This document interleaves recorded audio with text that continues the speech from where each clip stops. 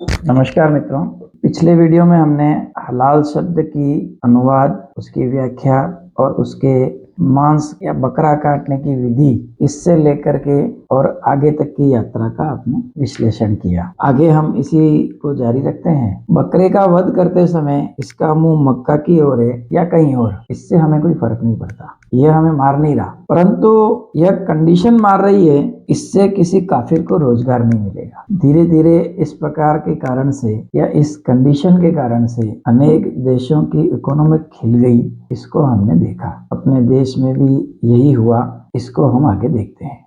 दिल्ली का जो meat market है, पहले जामा मस्जिद में था, अभी दूसरी जगह शिफ्ट हो गया। 1947 के बाद वहाँ 95% हिंदू खटीक थे, 5% मुसलमान कसाई थे। आज वर्तमान परिप्रेक्ष्य में देखेंगे तो यह उल्टा हो चुका है। हिंदू कसाई या हिंदू खटीक जो इस व्यापार में थे, वे लगभग इससे बाहर आ चुके हैं। इक्का दुक्का कहीं पर कोई झटका मीट की दुकान है तो वो अपने संघर्ष के बल पर अपनी व्यवस्था से वह चला रहा है। न तो उसे किसी समुदाय का कोई सपोर्ट है, न सरकार की कोई उसको सहानुभूति। आपको जानकर आश्चर्य होगा कि भारत में आईटीडीसी, इंडियन रेलवे, जो कि भारत की संसद में, पार्लियामेंट में भी मीट सप्लाई करती है, राष्ट्रपति भवन में मीट सप्लाई करती है, वह सारा हलाल मीट होता है और इनकी टनों में खरीद फरोख्त होती है। सरकारी स्तर पर लगभग सारी खरीद हलाल में पे शिफ्ट हो चुकी है। और दूसरी ओर सबसे बड़ा आश्चर्य यह भी है कि हलाल मीट को सर्टिफिकेशन के लिए अनेक संस्थाएं देश में हैं। झटका मीट को सर्टिफाइड करने के लिए, झटका पद्धति को पंजीकृत या रजिस्ट्रेशन के लिए देश में कहीं कोई व्यवस्था है ही नहीं। एक सज्जन है श्री राजीव रंजन सिंह जी, उन्होंने इस विषय पर बहुत शोध किया है। मेरे इस वीडियो का अधिकांश कंटेंट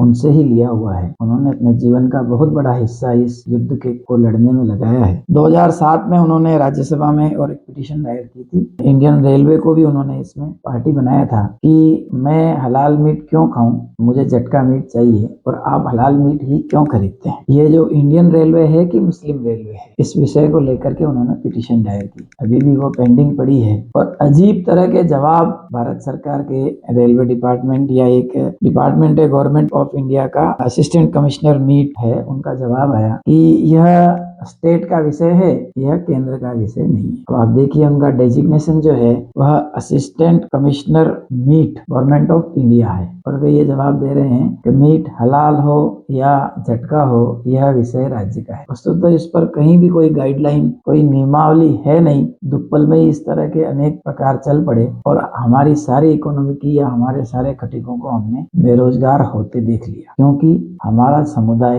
एकदम चुप है, उसे इन चीजों से कोई सरोकार ही नहीं। अब जब मीट के अलावा अन्य सामानों या अन्य व्यापार में भी हलाल सर्टिफिकेशन होने लगा तो उसमें कंडीशन जो है वह हमारे समुदाय के लिए बड़ी कष्टप्रद है। कंडीशन यह है कि इससे प्राप्त आय मोमिन को ही मिलनी चाहिए और प्राप्त आय ही नहीं, जो कंपनी, फैक्ट्री या सर्टिफिकेशन लेती है उसमें किसी काफिर को रोजगार नहीं मिलेगा। अब आप कहेंगे कि भाई डाबर तो हलाल सर्टिफाइड है, उसमें 100% मुस्लिम काम नहीं करते। ऐसी अनेक शक्ति बोगाटा है, बाबा रामदेव जी की पतंजलि है, ये सब हलाल सर्टिफाइड है, परंतु इनमें 100% मुसलमान तो नहीं है, बल्कि बहुत कम प्रतिशत में मुसलमान इसमें रोजगार में है। तो आपका यह तर्क ठीक नहीं है। तो इसका जवाब यह है कि यह जो कंडीशन या शर्त है यह भी स्थान के अनुसार बदलती है। जिस प्रकार से मुस्लिम आबादी जहाँ 20% से भी कम है, वहाँ यह संभव ही नहीं है कि 100% रोजगार मोमिन को ही मिले, कोई काफिर वहाँ रोजगार नहीं कर सके। तो वहाँ इस शर्त में छूट दी गई है कि मोमिन के स्थान पर अन्य लोगों के रोजगार को भी हलाल सर्टिफाइड किया है। परंतु जो ही मुसलमानों की संख्या वहाँ बढ़ जाती है, 80% हो जाती है, तो वहाँ हलाल सर्टिफिकेशन उसे ही मिलेगा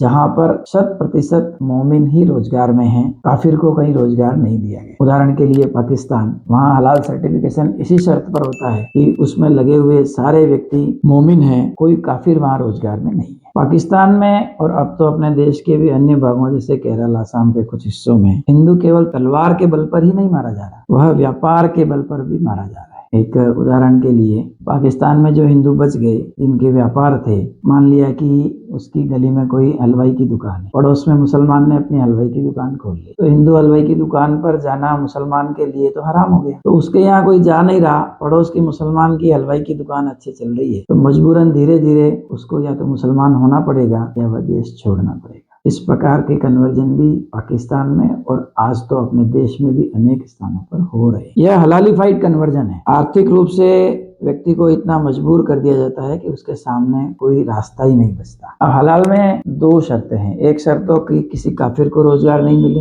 इससे प्राप्त आय काफिर को नहीं मिले। दूसरी यह भी कि हलाल से प्राप्त आय जो है उसका एक बड़ा हिस्सा, हलाल सर्टिफिकेशन से जो प्राप्त आय है उसका एक बड़ा हिस्सा जिहाद में काम आएगा।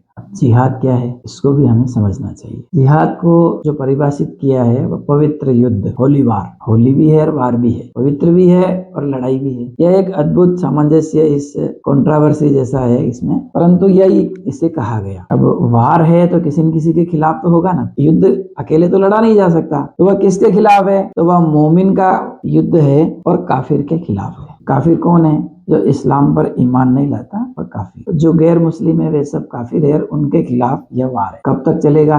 जब तक सारे काफिर समाप्त नहीं हो जाते या कन्वर्ट नहीं हो जाते। अब इस प्रकार से हलाल सर्टिफाइड वस्तु की खरीद पर हम जो सर्टिफिकेशन का पैसा दे रहे हैं वो हमारे ही खिलाफ काम आ रहा है। मतलब एक तरह से हम अपनी ही सुपारी खुद दे रहे हैं, है ना अद्भुत बात, और हमें ध्यान भी नहीं है। अच्छा, व्यापारी की मजबूरी है। आप देखिए कि बड़े बड़े ब्रांड हैं, आप कहेंगे भाई पतंजलि के बाबा जी को क्या जरूरत पड़ गई कि वे हलाल सर्टिफिकेशन प्राप्त करें। तो गल्फ के जितने देश हैं अगर वहां उनको व्यापार करना है, एक्सपोर्ट करना है तो वहां आवश्यक है। पाकिस्तान में अगर दवा बेचनी है, सऊदी अरेबिया में बेचनी है, कुवैत में बेचनी है, मस्कट में बेचनी है तो उनको हलाल सर्टिफिकेशन कराना पड़ेगा।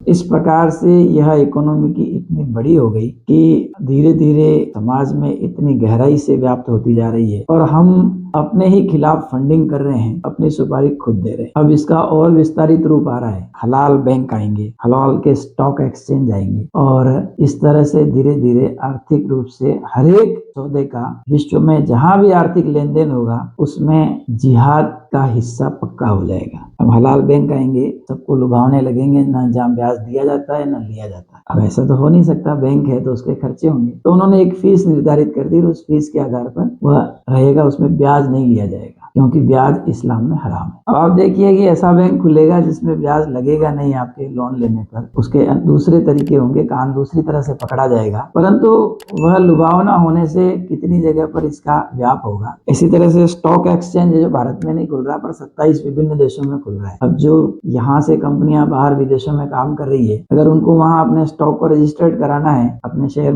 को रजिस्टर्ड कराना है तो हलाल सर्टिफाइड या हलाल स्टॉक एक्सचेंज में कराना पड़ेगा। और वहां एक शर्त है, जो हलाल स्टॉक एक्सचेंज होगा उसमें जो हलाल सर्टिफाइड कंपनी है उसको कुछ छूट मिलेगी। जो नॉन सर्टिफाइड कंपनी है वो वहां रजिस्ट्रेशन तो करा सकती है परंतु उसको छूट नहीं मिलेगी। तो स्वाभाविक है धीरे धीरे जब मेरा 2-5 हजार रुपया रोज लग रहा है केवल हलाल सर्टिफाइड नहीं होने से, तो कंपनी सोचेगी कि सर्टिफाइड होने में हर्जा क्या है, हो जाते हैं। इस तरह से हर एक कंपनी के लाभ में से एक हिस्सा हलाल सर्टिफिकेशन में जाएगा और उस हलाल सर्टिफिकेशन के माध्यम से धीरे धीरे वह जिहाद की फंडिंग होगी और हमारे खिलाफ काम आएगा। कहीं भी दंगे होते हैं तो 10, 20, 50, 100, 200, 500, 1000 लोग मरते हैं, परंतु जब इकोनॉमी की दृष्टि से जब वार होता है, जब आर्थिक रूप से व्यक्ति समाप्त होता है तो करोड़ों लोगों को एक साथ मार देता है। यह हलाल उसी प्रकार का काम है। हलाल सर्टिफिकेशन उसी प्रकार का काम बहुत धीरे धीरे हमारे समाज में फैल रहा है और बड़ी हद तक फैल चुका है। इससे सावधान रहने की आवश्यकता है। अब सावधान कैसे रहना है तो उसको भी समझना चाहिए। मोमिन कम्युनिटी की देश में बाइंग कैपेसिटी केवल 15%, बाकी सबकी 85%। 15% ये जिद करते हैं कि हम हलाल सर्टिफाइड ही खरीदेंगे और इस कारण से 100% लोगों को हलाल सर्टिफाइड माल खरीदना पड़ रहा है। अगर 85% के आधे लोग भी ये तय कर लें कि जो चीज हलाल सर्टिफाइड होगी उसे हम नहीं खरीदेंगे, डाबर का कोई भी प्रोडक्ट है हलाल सर्टिफाइड है तो मैं नहीं खरीदूंगा और उस दुकानदार को ये बोल के नहीं खरीदूंगा क्योंकि ये हलाल सर्टिफाइड है इसलिए ये मेरे काम का नहीं है, मेरे लिए ये हराम। अगर 50% आबादी भी यह कर दे तो यह सारी इकोनॉमी की 5 दिन में ध्वस्त हो सकती है। आवश्यकता है इस संबंध में जागरूक करने की, जागरूक होने की और तदनुरूप कदम उठाने की। अगर आज हम नहीं जागे तो आने वाली पीढ़ियां बचेगी नहीं और बचेगी तो हमें बहुत कोसेगी। सावधान हो जाएं और औरों को भी सावधान करें। वीडियो आपको अच्छा लगा है, आपको लगता है कि यह बात जन जन तक पहुंचनी चाहिए तो इसे अधिकाधिक शेयर करें। मैं पुष्कर नराणिया, वात्सल्य संस्थान चित्तौड़ से आप सबको नमस्कार।